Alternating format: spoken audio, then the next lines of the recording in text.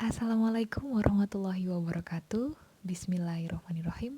Allahumma shalli ala sayyidina Muhammad wa ala ali sayyidina Muhammad.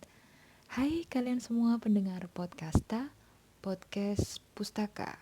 Kata Lita 8 sih begitu ya. Jadi podcasta ini yang telah dibikin oleh Lita. Lita ini siapa? Lita ini adikku. Nah, sekarang kenalan dulu nih sama saya. Namaku Dandelina. Wah, kalau dengar kata Dandelina apa yang diingat? Yep, Dandelion. Yes, Dandelion dan nama asliku Lina. Jadi kita gabung aja jadi Dandelina gitu ya. Dan itu nama penaku saat ini gitu.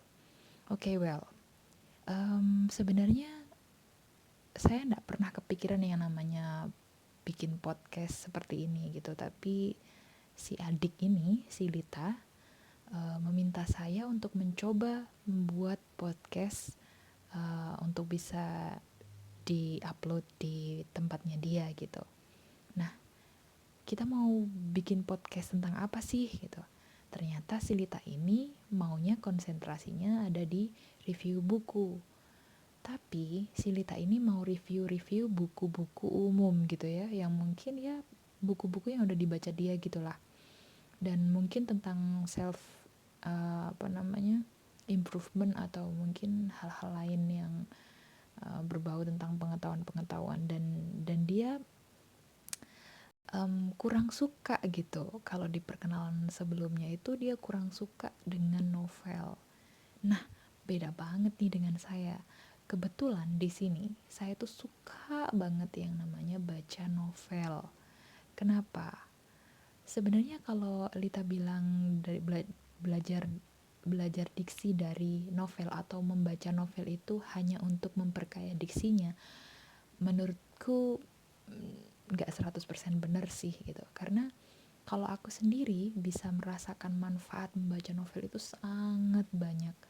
Apa aja sih yang bisa kita dapatkan dari belajar novel? Banyak, apalagi kalau misalnya kita membaca novel dari penulis-penulis yang melakukan research dulu nih sebelum nulis gitu. Jadi pasti nanti bakalan muncul yang namanya unsur-unsur historis atau mungkin ya tentang sejarah atau mungkin geografis juga muncul. Kemudian mungkin penemuan-penemuan ilmiah dan hal-hal besar yang ada di dunia, pengetahuan-pengetahuan umum itu juga biasanya muncul di novel-novel yang berkualitas gitu. Selain itu, bagi yang suka tentang psikologis seseorang atau mungkin tentang karakter dan lain sebagainya, kita bisa belajar nih dari novel gitu. Kenapa? Karena nanti di sana kita akan diperkenalkan dan kita akan disajikan dengan berbagai karakter, kemudian berbagai macam situasi dan kondisi yang memungkinkan kita untuk belajar terkait psikologi seseorang gitu.